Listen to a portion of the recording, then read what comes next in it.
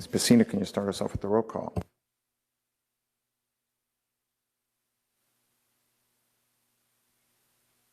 Good morning, Commissioners. District 1. Present. District 2. We'll be a little late today. District 3. I'm present. District 4. Present. District 5. Present. District 6. Present. District 7. District 7. Okay. District 8. I'm here. District 9. District 10. Present. District 11. Present. District 12. District 12. District 13. Here? District 14. Mike 14 is here. And place 15. Here. You have quorum. Thank you Chair. very much, Ms. Pacina. Good morning, Commissioners. Today is Thursday, June 20th, 2024, 9:03 a.m. And welcome to the briefing of the Dallas City Plan Commission. Commissioners, as always, just a time for questions to staff. We will keep all our comments and opinions for the hearing this afternoon. We don't have a formal briefing for the Forward Dallas piece, but staff is available for questions. We do have maps in the back that we can go back and take a look at when you have a moment, and I believe we can take a copy home. Is that okay? You can. Yeah. Yep. Okay. Any questions for staff, Commissioners? Commissioner Carpenter. I have a procedural question. Since the CPC has voted to accept this document, what is the extent of changes, edits that we can submit? Well, whatever to accept it for textual. Do you want to correct me right now? Go ahead. We have a motion on the table to accept it that has not been voted on, and we're in the process of considering amendments to the document. So, Okay. Given the explanation he just gave, what is the procedure for submitting edits and changes? I mean, I understand we have to vote on some, but and I'm assuming that things as minor as punctuation and hyphens and that sort of do not. But do any textual changes, are they going to require a motion? Not that I think of. I think just the more substantial edits, that's the ones that will be coming before this body to make sure that everybody's in agreement or provide a direction on. Textual typos, all those kind of grammatical tweaks, those can still be sent to us, but I don't think that's going to need a motion. But if there are factual errors such as, you know, a certain map says that something's in one council district when it's really in another. I think that will still be a typo type of question. Okay, thank you. That's actually a very good question, Commissioner Carpenter, because I think what we could do is if we can get those changes in to staff, and then they could look through them all and then send them to the rest of us, that way possibly on the 11th, maybe we'll have a spreadsheet where we've already went through every single one of those, and we know, okay, on this one I agree to go this way, or I go that way. This one is not an issue, and it'll make our time more efficient here. So let's get those in, Commissioner Hall. Do we have a deadline for getting our questions in? By the end of next week. End of next week? Yes. Okay, 28th. I believe that's correct. Thank you. Okay, yes. Commissioner Rubin? No. Any other questions, Commissioners, for staff? Okay, well then we will, thank you, sir. We'll head right into the docket, beginning with case number 2. Let the record reflect that Commissioner Rubin has a conflict on this item and has stepped out of the chamber.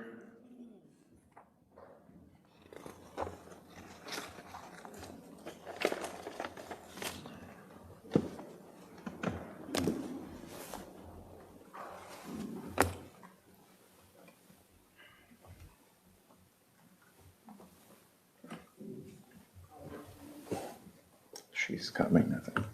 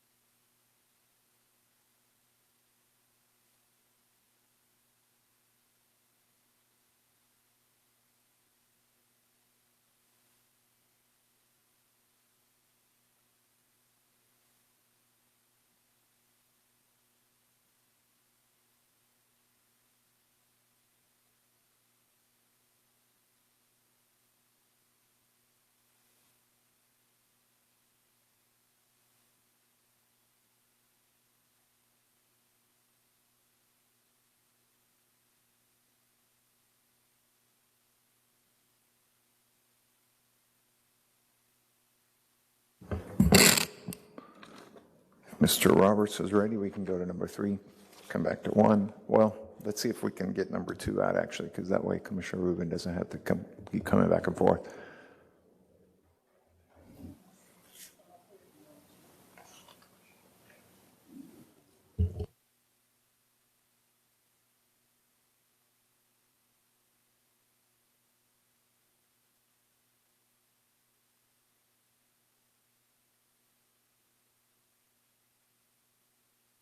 Good morning.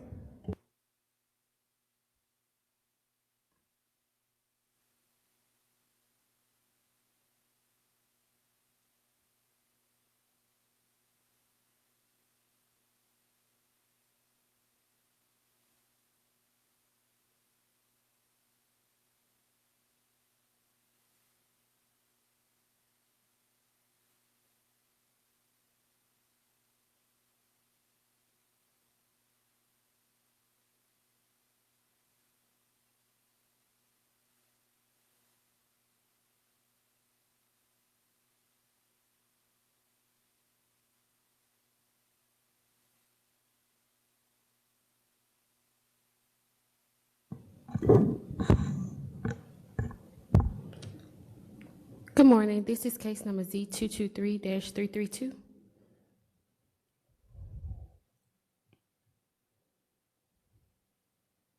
This is an application for a specific use permit for a multiple family use on property zone in I-2 Industrial Subdistrict within Planned Development District Number 193, the Oakland Special Purpose District.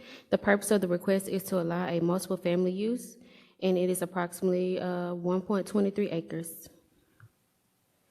It's the location map, the area map, and it's outlined in blue. This is a zoning map. You will see that it's surrounded by multifamily, some mixed uses, and some retail. The site is developed with 2 commercial structures, 1-story and 2-story, and a radio communications tower. Specific use permits are required for multifamily in this I-2 base zoning, and the only use authorized by the specific use permit would be multiple family. And the maximum number of dwelling units is 90, and they only have vehicular access will be from North Harvard Street. And to accomplish this, they do request a specific use permit. The next few pictures will be pictures of the site and some of the surrounding area. On the site plan where you see the yellow, that is the only thing that's in question right now. On the left-hand side of the site plan is not included in the SUP. I did have one correction on the development standards in the heights column. It is any legal height instead of the 60. And approval is subject to site plan and conditions. Thank you very much. Questions, commissioners? Commissioner Hall? Thank you, Ms. Bridges. The existing buildings there will not be torn down? No, not from my understanding. You have to ask the applicant the specifics of that, but from my understanding, I don't believe so. And do we know where parking is going to take place? Will there be below-grade parking, or will it be surface parking? You have to ask the applicant the Okay. specifics about the parking. Okay, thank you. You're welcome. This case has come off consent because we do have a conflict, but also we have speaker in opposition. And then, my apologies to Commissioner Hampton, I didn't realize she's going to be a little bit late, so we may circle back to this one in about half an hour or so in case she has questions. Okay. Commissioner Sleeper, please. Is this part of the old KERA headquarters building? I couldn't hear you. Can you repeat that? Is this part of the old KERA headquarters Yes. building? Okay. But they're going to stay there? Yes, sir. Okay. Thank you. Any other questions? Okay, thank you very much.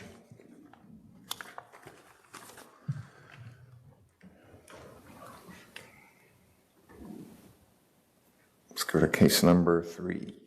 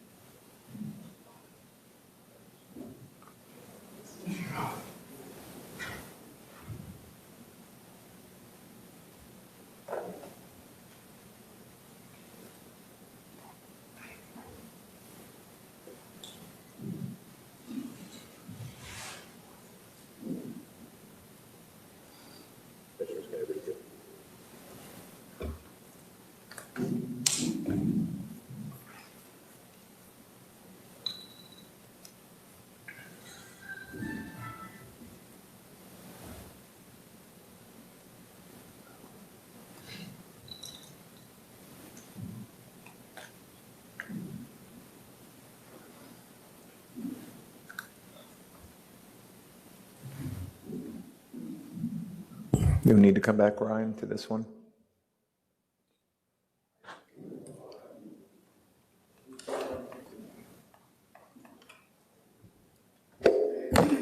Connor, are you online? Thought I saw you a second ago. I thought I did too. There we go. Online, I think he's having a little bit of speaker Technical difficulties? right now. Yeah. Okay. I'll work with him and see if we can get him back online quick. It's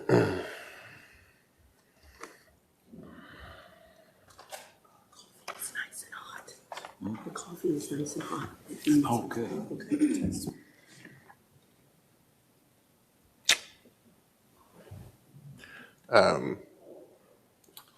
Yeah, I don't see Laquan down here just yet this morning either. I guess if we have any updates on item 8, we could brief those or go to the individual items.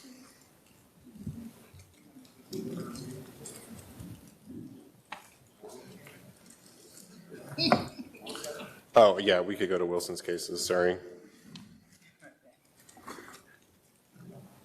Wilson, are you good to present item 6? Yeah, no problem. Cool, thank you.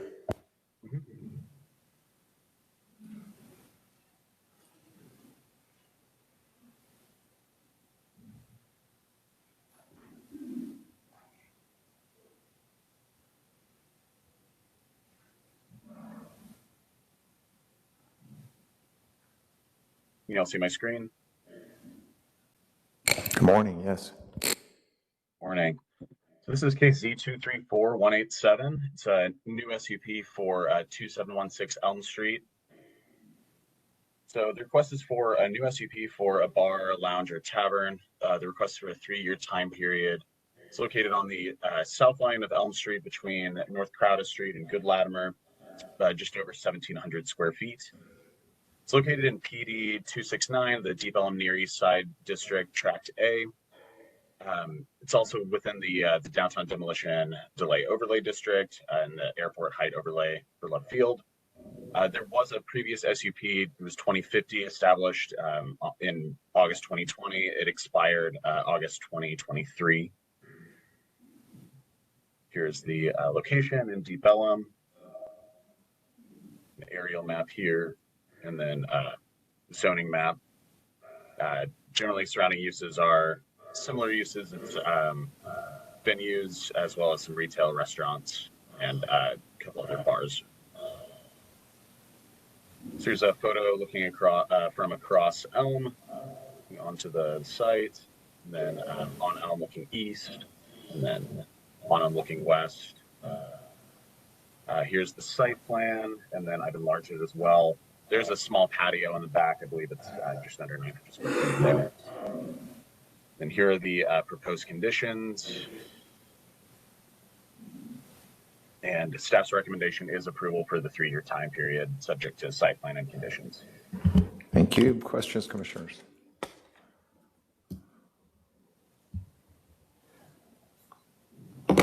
Okay. Let's go to item number 7. All right, and Chair Shute is stepping out of the room because of a conflict. Back to you, Mr. Kerr, on item 7.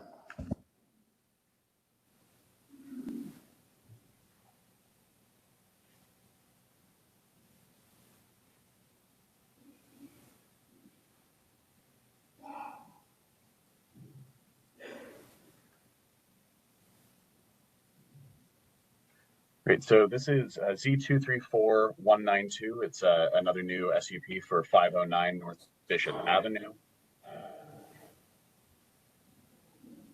the request is for a new SUP for a bar, lounge, or tavern for a period of 3 years, located on the northeast corner of Bishop Avenue and 7th Street. It's approximately 761 square feet in Council District 1.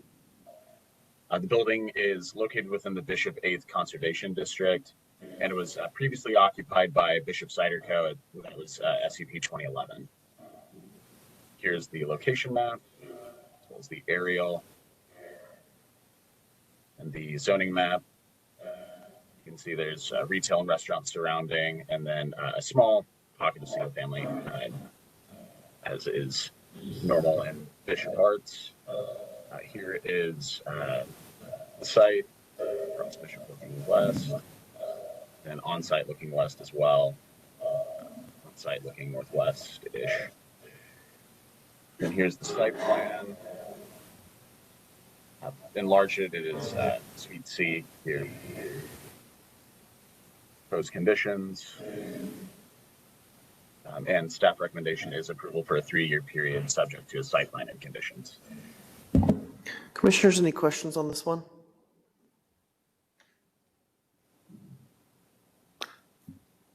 Going once, going twice, sold.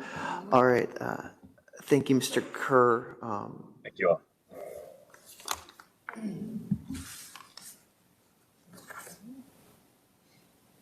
And we'll give Chair Schmidt a moment just to step back into the room.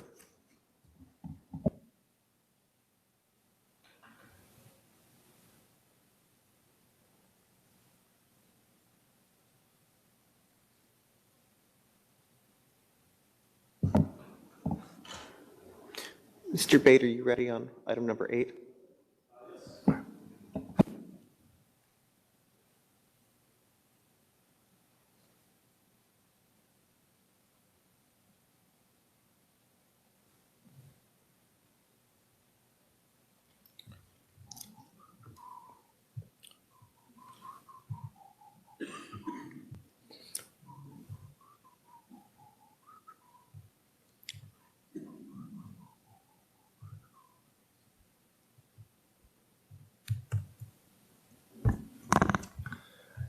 Good morning, Commissioners. I'm Martin Bate. This is case number Z234-137MB.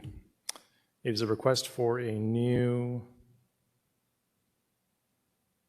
sorry, I just want to move this thing out of the way. It is a request for a new specific use permit for an electrical substation located on the east line of Southeast 14th Street, approximately 2.06 acres in size. Here it is in the very far western section of the city. This is an aerial map showing the site. To the left is an existing large substation. To the south is a substation as well. This is the zoning. It is currently zoned R7.5A, residential single-family district. To the east is an IR, industrial research district.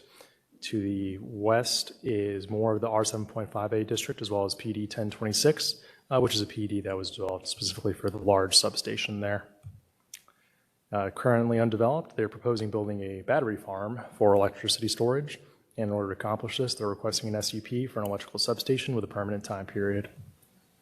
Here's some photos of the site on Southeast 14th Street looking east, looking northeast, to the north, and the northwest. Looking west across the street towards that large substation, then southwest, then south, and southeast. This is the proposed site plan, and here it is in a little more detail. Not a lot to see there, except there's just going to be these large, I believe, container unit sized structures that will contain the actual batteries, and then presumably various kits, as it were, to connect it to the grid. Staff does not find any issues, and recommendation is approval. Thank you, Mr. Bate. Commissioners, any questions on this item? Commissioner Herbert. Yeah, just a couple. Mr. Bates, in your evaluation of this site, did you take into consideration the future Henley Field project for the site? Was it even talked about? Just a question. Sorry, could you repeat that? An infill project? The Hensley Field project? Hensley Field project. We did not look at the Hensley Field project specifically. I am aware that it is nearby over on the former side of the Naval Air Station. Thank you. Another question. I've received I sent out a bunch of questions to the developer. We did receive those answers back. Did you get a chance to review those? I did, yes. Okay, perfect. Thank you. I think all the other questions I'll have for the developer. Thank you. Colleagues, any other questions? All right. Let's go on to item number 9, which is case Z212358, which is the Pepper Square case, which is going to be held under advisement until July 25th of this year. My understanding is that we are not planning to brief this item, and we'll brief it when we take it back up on July 25th. Next up is item 10. Commissioner Carpenter, do we need that one briefed? No, there's no need to brief. It's going to be put under advisement until July 25th. Okay, thank you.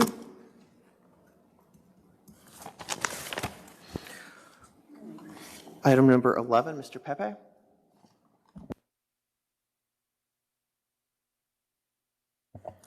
This seems to be a day of absences. He's actually at an appointment at 9:30, but he'll be in later this morning to brief that case. Okay. I think that one is also going to be held, though, so perhaps we don't need a briefing.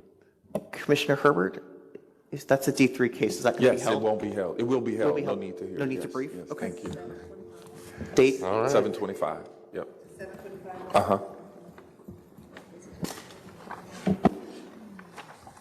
Well, then I'm not going to be here on 7/25. That might be for your best That's interest. a national holiday.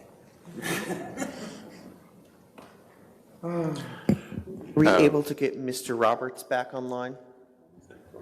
I don't know. Wilson? Can everyone hear me, commissioners? All right, Mr. Roberts, are you ready to brief case number 3, Z24160? Yes, can everybody hear me? Yep. Wonderful. I apologize for my technical incapabilities this morning. Bear with me. All good. We all have technology fun. Yes.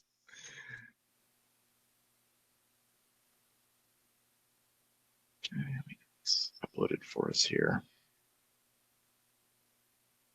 Can everybody see my screen? No, case number 3, we were not briefing number 12 right now because I have a conflict and oh, I'm sorry. That's case, that's, yeah. Is Mr. Augie, why don't we go, since we have Mr. Roberts and his technology is working, why don't we swing back to his cases, then we can go to Mr. Aguilera. Okay, can everybody see my screen? 160.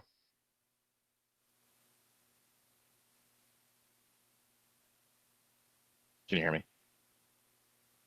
Yes, whenever you're ready, Mr. Roberts. Okay, thank you. Wonderful. Okay, this is case Z234160. It's a request for an amendment to Track 6A within existing PD 170 to allow for the following additional uses. That's the Community Welfare and Health Center, Medical Clinic, Medical or Scientific Laboratory, and a retail food store greater than 3,500 square feet. The property is on the southwest corner of Preston Road and Lloyd Drive, Council District 12. A little bit of zoning background for you. Track 6A within PD 170 has the following exclusions. It lists these uses that you see on screen here. I've highlighted in red the ones that are requested to be taken off the exclusion list, by effect allowing them by right. I can see the location of the existing shopping center, no requested changes to the site plan or parking conditions. I can see the surrounding zoning uses, multifamily product to the west and north, some other auto-centric uses and miscellaneous retail centers along Preston Road. There is an existing single-family district to the south. Conducting a site visit on Preston Road, looking north, everything seems to be in good shape and good order. Looking south, moving onto the site in the drive aisle, looking to into the parking area, northwest, and then moving further in, and then taking a look at those commercial units there. Again, here's the approved site plan, no requested changes. With that, staff's recommendation is approval subject to those amended conditions. Happy to answer any questions you may have. Members, any questions on this one? All right, Mr. Roberts, well, since you're here, why don't we just hop to the rest of your cases? Wonderful. Number 5, Yes, sir. C234172.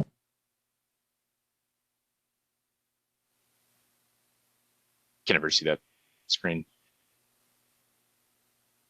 Okay, very good. This is case Z234-172.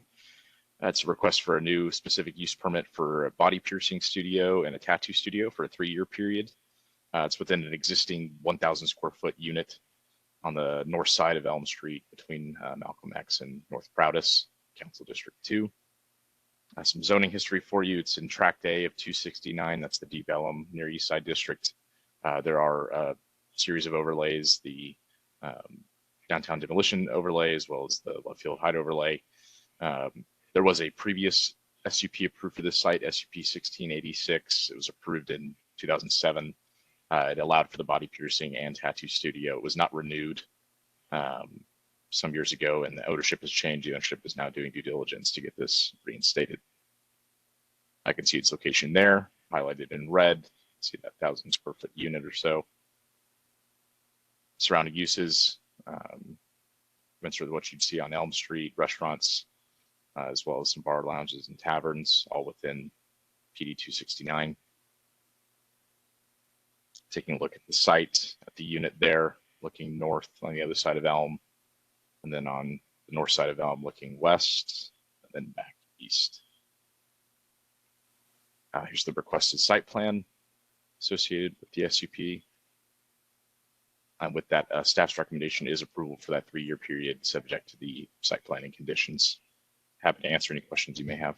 Thank you, sir. Questions? Commissioner Sleeper. Why does this require an SUP? Is there an SUP on there now, and so it's being changed, or what's the reason? Thank you, Commissioner, for the question. The SUP has actually lapsed, and so the ownership has changed, and the new owner is seeking to have, since it's lapsed, a new SUP is required. So that's why they've come back forward, and the zoning there in Tract A does require an SUP for these uses. Could somebody else that understood that answer explain it?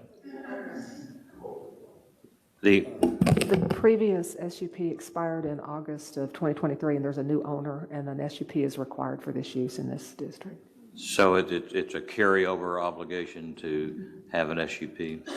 Yes, that's the way the zoning ordinance is written for this area. Okay. And Mr. Carpenter, do you recall why the SUP was required to begin with? I couldn't answer that. I wasn't here. Okay, all right. Sorry. Just curious. It is very counterintuitive, and it's we don't see this frequently.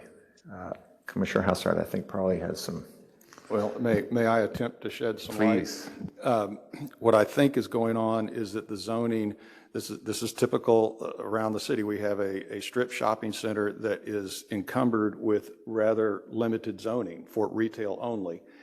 It is underleased, underutilized, and by granting this SUP, they have a wider range of tenants that they can, like medical tenants that you wouldn't normally have seen 30 years ago in a strip center. I think that's the underlying motivation here, is to have broader uses. Commissioner Carpenter. I'm thinking you're on the previous case. This is for the Preston MF. Center, the Preston. That was okay, we're not. No, we're in Deep Ellum now. We moved on. Okay. We're in Deep Ellum now, and I I'm think so sorry. I'm so sorry. it's hard to keep up with Well, you know, flying around. timing's everything, right? Yeah, sorry. Okay. Well, the only thing I can add is there is a requirement in the zoning that these types of businesses be no closer than 300 feet apart. So the SUP use may have been required just to prevent there being too much concentration of one type of use in one place. But I can't give you the official reason for why it was done that way. Any other questions, commissioners? Okay, thank you very much, sir. Thank you, So we Commissioner. have 6 signs and name change, is that correct? Okay. Mr. Kerr.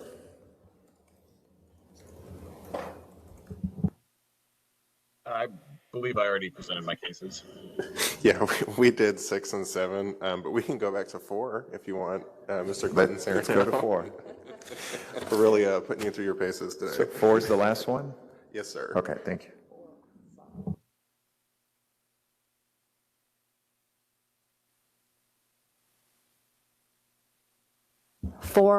Number 4, the sign case and the street name change, I think are the only ones we haven't briefed.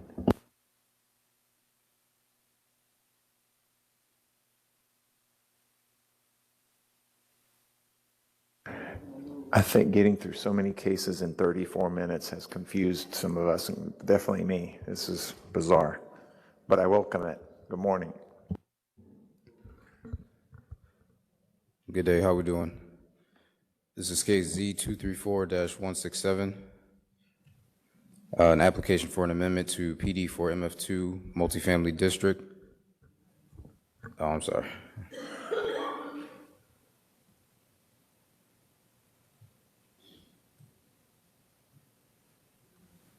There we go.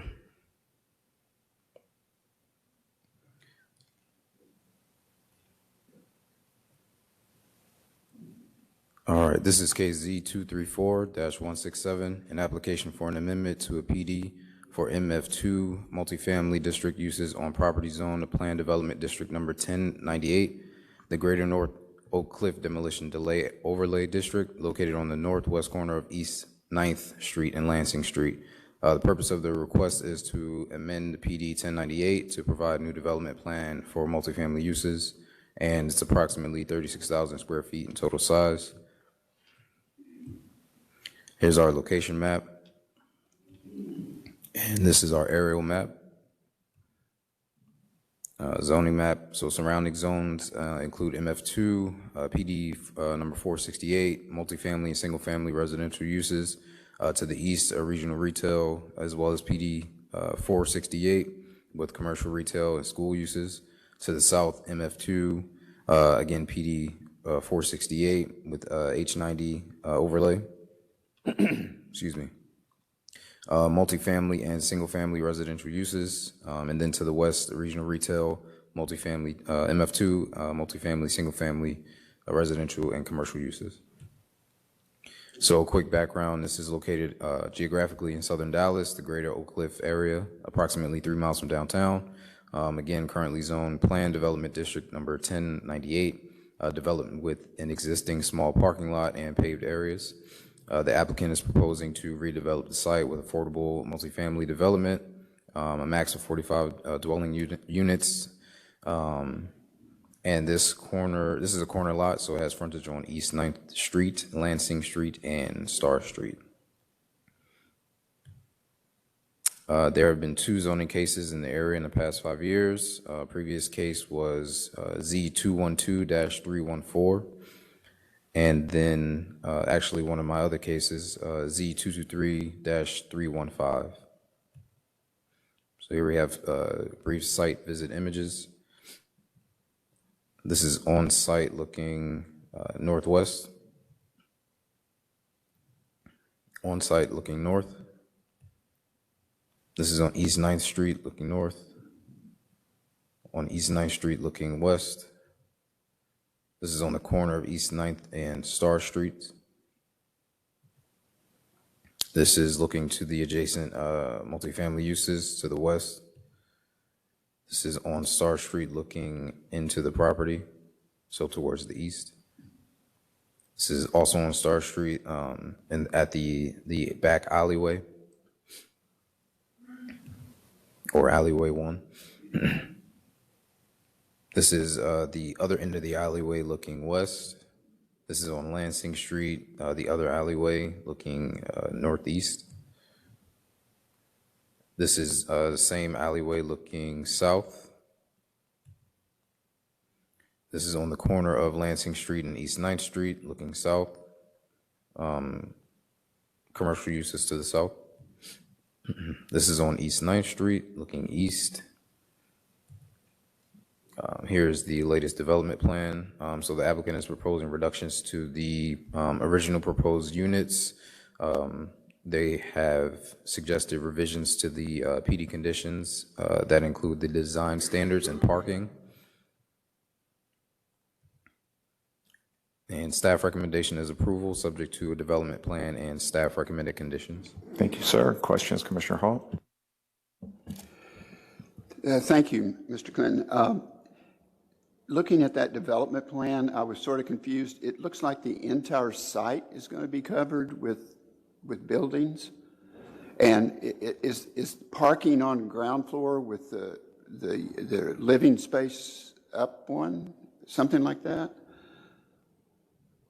So I think the applicant can answer that better, but based on what I've viewed from the plan, it looks like she is proposing, or that's what they are proposing, ground level parking, excuse me, and then the living is above.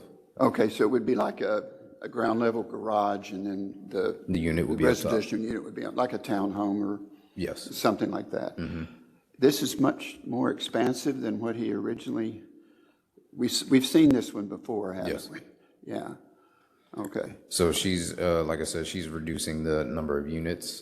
Before, I believe it was 45, and we're going down to 38, but again, she can answer that better. Okay. Yep. Thank you. Commissioner, the case is on consent. If we need to ask questions of the applicant, we'll need to take it off.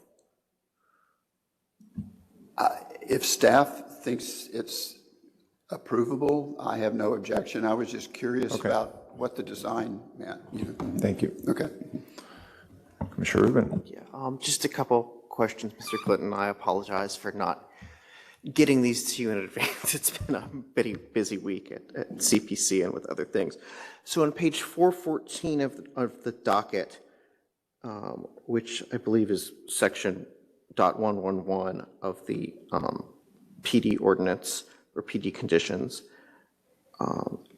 under your subsection B, applicability, B1, B, transparency, the first sentence reads, transparency must be provided for a minimum of 25% of the total of each continuous street fronting, period. Is there a word that needs to go there after street fronting?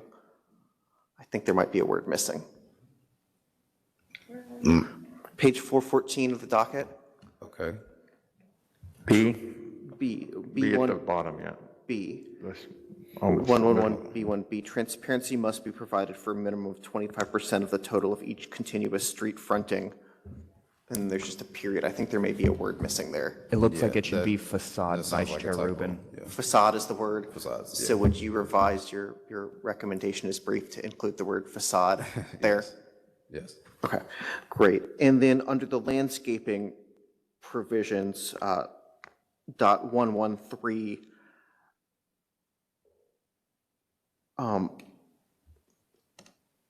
it looks like some of these may be notes. I'm just not sure if, is this the most recent version? You know, I'm trying to figure out how to articulate this, but you know, it feels like things aren't complete sentences, like under A1, all plantings must be native species, comma, no invasive species. Should that be, you know, a complete sentence, no invasive species are permitted? I'm just trying to figure out if this is the fully fleshed out PD ordinance that we need, or if these are, you know, notes for ultimate inclusion in a final PD ordinance. Yeah, so the applicant and I are working through, or have been working through, getting the PD conditions solidified. That is the latest version. I did send her something else prior to today, so we're still kind of getting that worked out. However, what you are reading, that is correct. Under the landscaping section, no invasive species are permitted. That's correct. Do you feel like this is ready to go on to council without PD conditions that are solidified? Yes. I mean, it might just be a word or two missing, but I would say they're still prepared to go. Yeah. Okay. I mean, I'm not one who's, you know, tends to be a stickler for grammar or things like that, but I just, you know, generally see solidified PD conditions when we get here, and I don't want to necessarily hold up this case, but how close are we to having solidified PD conditions that we can review and before we send this thing to council? I think you have them in front of you. It's just a matter of maybe a word or two. I'll jump in on that. Yeah, so, I understand the format of the conditions, especially in the landscape section, is a little dry. It's missing articles and adjectives and conjunctions and stuff like that. But yeah, I would say the substance of the regulations is definitely there in the docket. Really with all of our cases, conditions for PDs and SUPs get vetted by our city attorney, while we're working on publishing the docket for CPC. And then anything that is missed or anything that is added by staff or the commission at the hearing definitely gets a thorough review on its way to council. It goes through the full city attorney review process to prepare the ordinance. So if there is some stuff that's a bit off from their standard formatting, that will definitely get fixed on the way to council. But yeah, to Laquan's point, really the substance of what staff is recommending here as far as landscaping conditions is there in the docket. Commissioner Carpenter. I had questions about the landscaping language also, so this seems like the time to jump in. On page 4.6, it says, landscaping will be provided in accordance with Article 10 as amended. Additionally, applicant has agreed to, as part of their design standards within the conditions, to provide street trees included in streetscape design, buffer along the eastern boundary of the site, ornamental understory trees and flowering shrubs at the end of each row of units, and a maintenance plan. But my understanding when we get over to the actual PD conditions is compliance with that is really tied to the development plan as it's submitted now. There's nothing really in the PD that would require buffering on the east side or what needs to be provided elsewhere. Let me get over there.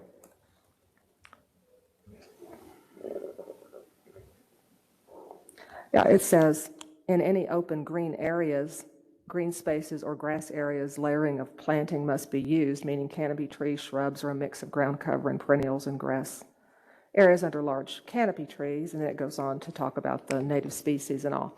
So the only thing that the PD is actually tying the applicant or developer to is to plant greenery in any open green areas, but that isn't specified that a buffer is needed on the eastern side of the site or that these end caps of the buildings are going to be landscaped. Yes, it's shown on the current development plan, but they don't have to turn in that development plan. I mean, this is a fairly recent case. This is a redo of the site already, so there's nothing to preclude another redo. So.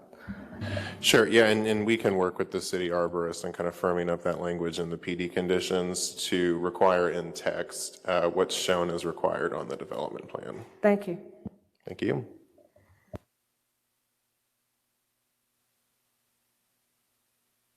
Any other questions, commissioners? Yes, Commissioner Herbert.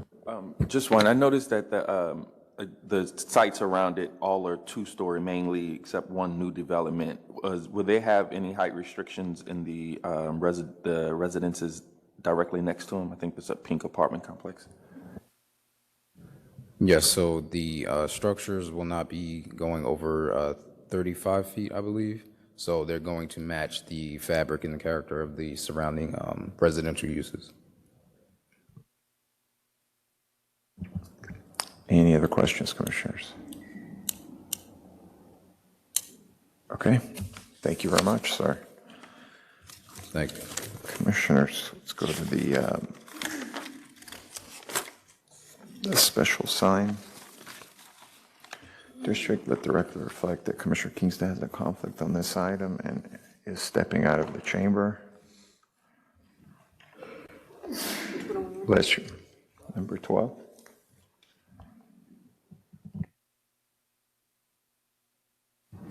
Mr. Aguilera, good morning, sir. We can't hear you yet. My apologies. Perfect. I'm a little rusted. Good morning, Mr. Chair, members of the City Plan Commission. Oscar Aguilera with Development Services Sign Team. Today, I'm bringing an application to create a new sub-district, which is the MKT sub-district within the West End Historic sub-district on a property zone CA1 Central Area District with historic overlay number 2 on the northwest corner of Commerce Street and South Austin. Here is can you see my presentation, by the way? No, sir. Bear with me.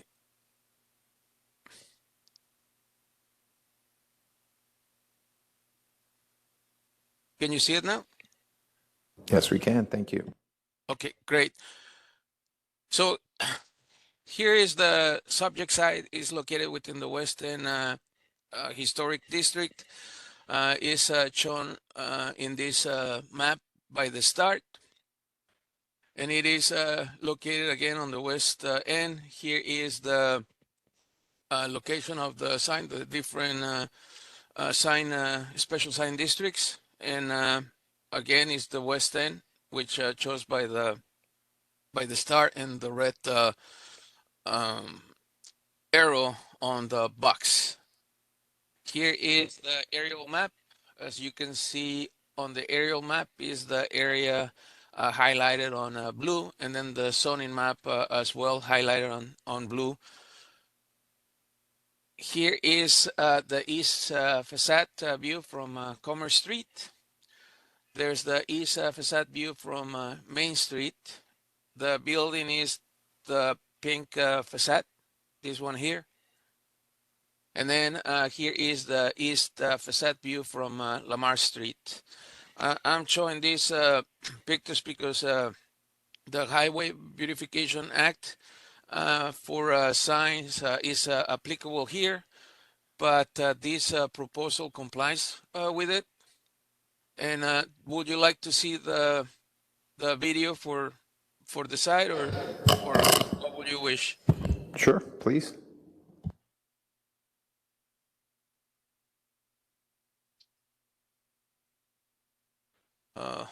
Bear with me. I'm having a link problem here.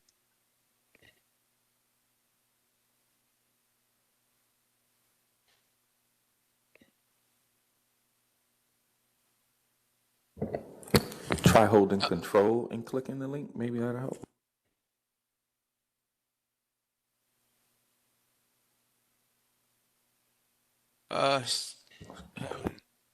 Having issues with the video. That's okay. Okay, so sorry for that. So this is the background on June 2022. It says that I have to share the video screen instead of the presentation. I'll just move forward due to the respect for your time and everybody else's. So on June 22, 2016, City Council approved the West End Historic Sign District. Again, the West End Historic SPSD allows a super graphic in two sub-districts, which is the First Building sub-district and the Antioch Church sub-district. As stated, this proposal will comply with the Highway Beautification Act. Here is the other two sub-district, which is 1 and 2 that already exist, and that's the Antioch Church sub-district and the First Building. Number 3 will be the 701 Commerce Street. The Design Committee and the Landmark Commission have reviewed the proposed graphic sign and support this request with conditions. The conditions are that the ties, the hardware fasteners, are involved to support the signage. The ties must be attached via the mortar joints to protect the masonry of the building. On May 14, 2024, the Special Sign District Advisory Committee recommended approval for this request with a 10-year sunset condition, as noted in the attached proposed conditions. The request site is developed with Missouri, Kansas, and Texas Railway Corporation of Texas General Office Building, constructed in 1914. This structure is commonly known as the Katy Building. The lot to the east of the Katy Building is developed with a surface parking lot. The applicant seeks to create a new sub-district solely to allow the supergraphic to receive revenue from premise and non-premise advertisement to serve as an income generator to help preserve the building. The applicant states that the revenue obtained from the supergraphic will contribute to the building's commercial viability without harming the look and feel of the historic district. Again, just the proposed minimum effective area is 1,200 to comply with the Beautification Act, and then the maximum area will be 6,500 square feet. The proposed height may not be lower than 10 feet above grade level. The supergraphic sign will comply with the Dallas Building Code and another ordinance, rules, and regulations to the city of Dallas. So here is the comparison of supergraphic signs. I included the Antioch Church and the Press Building. This is the proposed MKT sub-district for the West End. And then this is the Market sub-district, which is located on Farmers Market. And as you can see from the comparison is very similar in area, except for the Farmers Market supergraphic that has no limit. The market will have a 1,200 square feet. The display duration, the applicant stated, will be 6 months. And then the sunset was originally with no sunset. However, the sign committee recommended approval with 10-year sunset. And then the height may not be lower than 10 feet above grade level. Here is the proposed or the site plan that shows where the sign is going to be located and how it's going to be attached. And then the staff again recommends approval. And then as stated before, the SSDAC recommends approval with a 10-year sunset condition as noted in the attached proposed conditions. Do you have any questions? Thank you, Mr. Aguilera. Questions, Commissioners? Commissioner Carpenter, followed Commissioner Sleeper. Mr. Aguilera, I'm assuming since the Landmark and the Sign Committee have passed on this, but I want to confirm that this proposed sign doesn't obscure any significant architectural details on this building. That is correct, Commissioner Carpenter. Thank you. No problem. Commissioner Sleeper.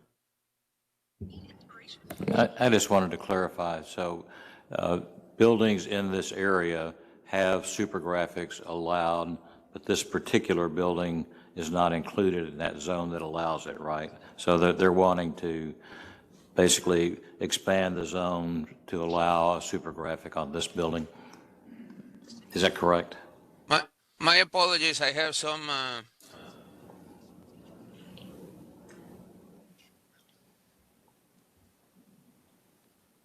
My apologies.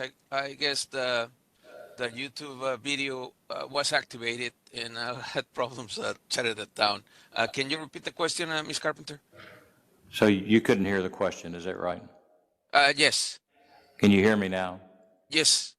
Okay. So this is a building that's in an area where supergraphics are allowed, but it's not in the current zone where they're permitted. Is that correct? Let me clarify. So the Western code allows one supergraphic per the whole entire West End.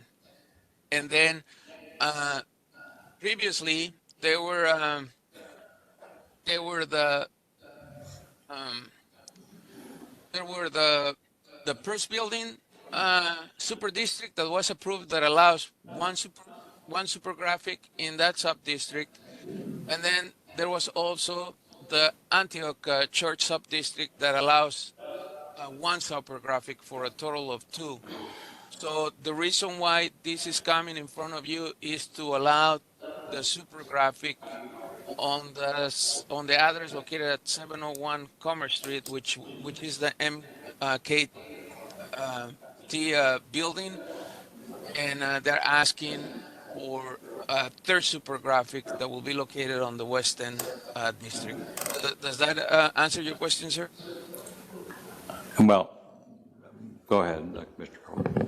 Mr. Aguilera, if I may, so the pattern seems to have been in the West End Historic Special Purpose Sign District that for any building that wants to have a supergraphic, the pattern has been to create a sub-district that is building specific to allow a sign on that building.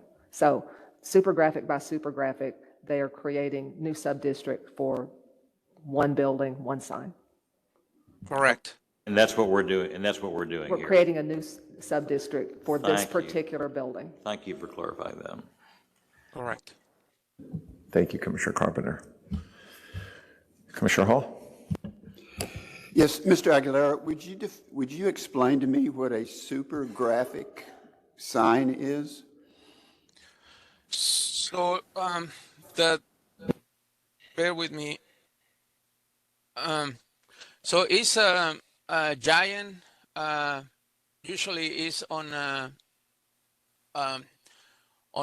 tarp type of material that is not permanently attached into the building.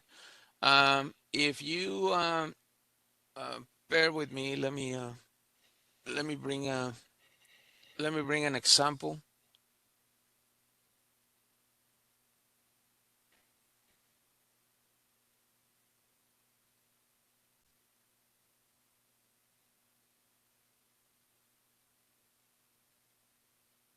My apologies. Bear with me.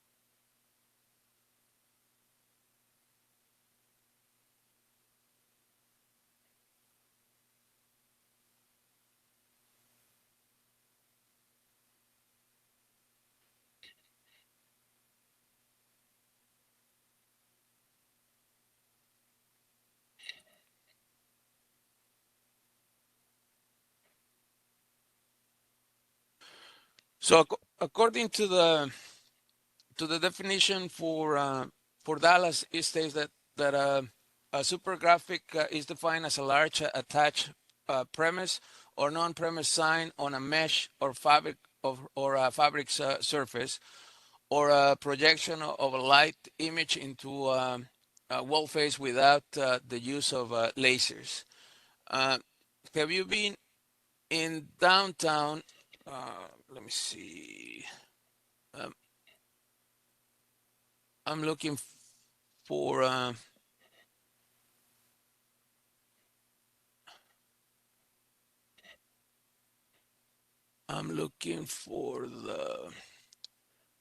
example of it.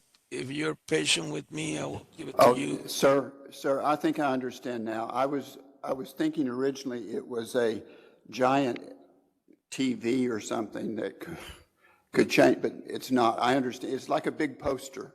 Correct. It's illuminated. Okay, thank you. Anytime, sir. Thank you, sir. Any other questions? Okay, thank you very much, Mr. Aguilera. Thank you so much. Daniel, we have anything on the name change? I have not heard back. Hey, Mohammed, if you guys are online, do you want to brief the street name change now or just before the public hearing?